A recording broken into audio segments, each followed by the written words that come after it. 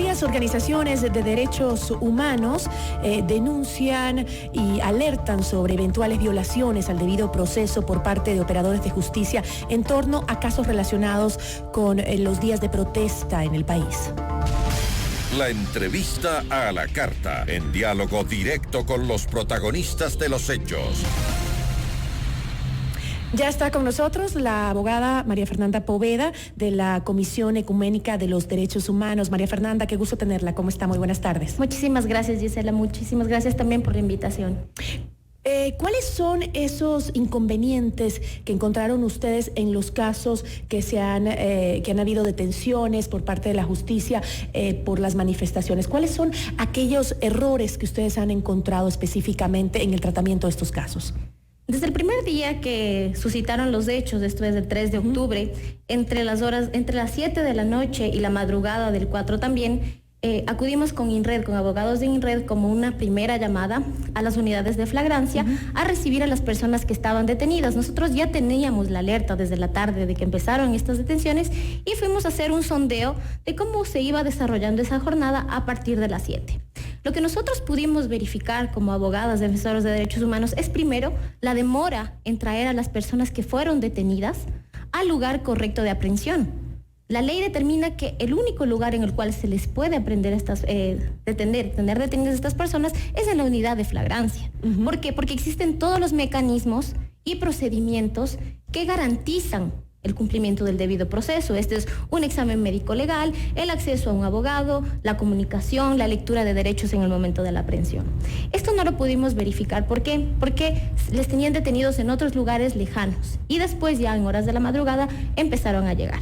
Ahora, pero esto, ¿cuándo fue? Porque en el momento de la protesta, pues me imagino que tampoco era tan fácil llevar a los detenidos hacia el lugar específico donde debían ir con toda la convulsión que había en la ciudad. Evidentemente había lugares como por ejemplo el norte, el sur tiene su propia unidad. Ya. En el centro también se reportó, una madre nos había reportado que su hijo fue detenido en el centro y que se encontraba en Manuelita Sáenz y que estaban trasladándole. Pero bueno, independientemente de que también haya sido un factor que influyó en la movilización, es importante establecer que las personas llegaron lesionadas y agredidas. Sí, su derecho a la integridad personal había sido vulnerado y eso lo pudimos constatar de manera personal. Haciendo, me imagino, un examen médico de la persona que estaba detenida pero ¿cómo saber en qué momento fue agredida? Claro. Me refiero porque era un entorno de desorden, de convulsión, de agresiones, entonces un poco decidir dónde fue agredida esa persona ya amerita una investigación mucho más profunda, ¿no? Así es. Bueno, esto en dos etapas, ¿no? Primero, el momento en el que llegaron y en el momento en que les vimos. Sí, habían personas que cojeaban, habían personas que sangraban. Las madres desesperadas en ese momento les gritaban, les pegaron, y ellos solamente asentaban. Entonces, evidentemente, hubo una agresión física y también psicológica. Eso fue como que un primer plano que pudimos tener. Después, en horas de la madrugada, ya tuvimos acceso a la parte del garage en donde les habían ya ingresado. El momento en el que nos empezamos a entrevistar con muy pocas personas, porque estaban en el procedimiento del examen médico legal, pudimos ver, y yo personalmente hablé con un muchacho el cual estaba buscando a su madre, le estaban haciendo el examen médico legal y tenía una contusión muy grave en su pecho.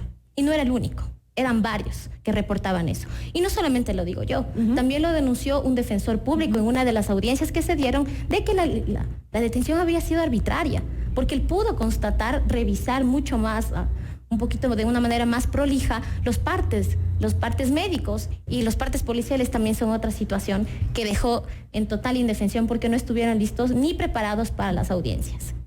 Ahora, obviamente es importantísimo levantar estas alertas de que no se vaya a estar manipulando la información en el debido proceso, que los detenidos tengan la seguridad que amerita, que no sean maltratados. Todo esto es importante levantar alertas porque en momentos tan difíciles se generan muchos atentados contra los derechos humanos, ¿no? Es más fácil que se vulneren los derechos humanos en momentos de crisis, ¿no?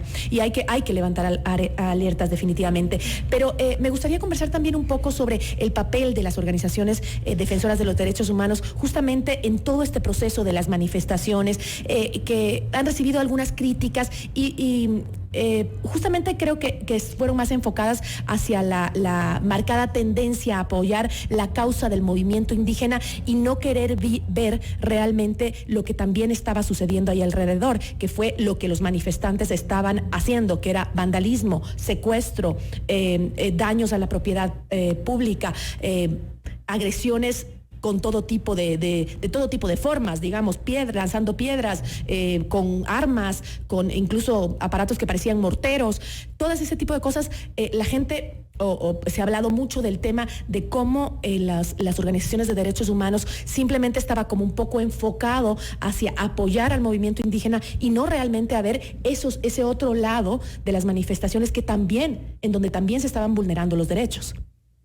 Sí, yo creo que toda crítica debe ser constructiva y a partir de esa crítica se deben adoptar las buenas sugerencias que se emiten. Sin embargo, yo creo que también hay que hacer énfasis en algo que es muy importante en este contexto, porque no estamos hablando de actos violentos en un día común y corriente. Estamos hablando de actos violentos en el momento en el cual el país sufría una conmoción fuerte, que fue palpable por todos. Entonces es importante, como te digo, establecer desde el derecho de víctimas, y eso es lo que yo siempre apelo a la ciudadanía, a mis colegas, a los operadores de justicia. ¿Por qué? Porque el aparataje estatal es represor, o sea, reprime, y el momento en el que la víctima se defiende es ahí cuando necesita el apoyo y la ayuda de las organizaciones, en este caso, por ejemplo. ¿Por qué? Porque es quien tiene menos voz, a quien menos se les escucha. Entonces, si una persona se autodetermina como víctima, está en su derecho legítimo de ejercerlo. ¿Sí? Hay veces que la norma establece también, dentro de los derechos, por ejemplo, el Código Orgánico Integral Penal, ¿cuáles son los derechos de la víctima? La víctima puede denunciar, la víctima también puede callar y no puede querer también que se inicie un proceso por todo lo que acarrea. Entonces, desde este punto de vista, yo creo que hay que ser también muy objetivos, ¿no? En ese sentido. La víctima puede ser cualquier persona que haya sufrido una agresión. Nosotros inclusive hemos denunciado y hemos rechazado de manera enfática las agresiones que han recibido los periodistas. Eso justamente le iba a preguntar. ¿Algún defensor o miembro de alguna de las organizaciones de lucha de los derechos humanos se presentó donde Freddy Paredes y le dio su apoyo, igual como se lo dieron a la gente que fue detenida? Porque Freddy Paredes sufrió secuestro, porque no tiene otro nombre, del movimiento indígena. Secuestro es cuando a una persona la tienen retenida en contra de su voluntad, y así estaba el periodista y muchos más. Y después la agresión brutal y salvaje que recibió algún defensor de los derechos humanos buscó a Freddy para ponerse a las órdenes. Dentro de la Coalición de Derechos Humanos, yo tengo que hablar específicamente por CEDU. Nosotros no hemos hecho ningún acercamiento personal porque, como te digo, también respetamos muchísimo ese derecho de la víctima, pero sin embargo estamos aperturados a cualquier tipo de sugerencia y solicitud que se haga. De todas formas, dentro de la alerta que emitimos, porque son 6 alertas que se emitieron, hicimos este rechazo categórico y también a través de las redes sociales lo hicimos y nos solidarizamos con su compañero.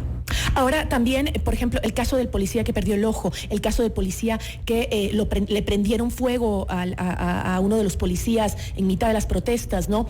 Ese tipo de cosas, yo creo que estábamos hablando del tema justamente ahora de la reconciliación, ¿no? De volver a reconstruirnos, todos, los derechos humanos, el gobierno, la ciudadanía en general, los periodistas, el sector indígena, el sector empresarial, todos. Pero no puede haber impunidad, y a veces siento, o últimamente creo que hay un sentimiento de que los derechos humanos están presionando en ciertos ámbitos, dejando que las cosas queden en la impunidad. No, más bien el llamado que hacemos como defensores y defensoras de derechos humanos es para que no exista impunidad. Porque el momento en el que se genere impunidad, no podemos llegar a la verdad. Esa verdad de la cual tanto nosotros individualmente como colectivamente como sociedad la merecemos.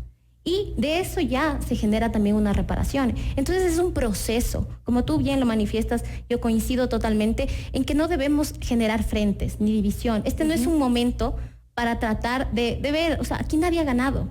Aquí, hemos perdido todos. En esta situación no podemos decir somos vencedores o lo logramos. No, definitivamente no, porque hay gente que murió, hay gente que perdió la vida.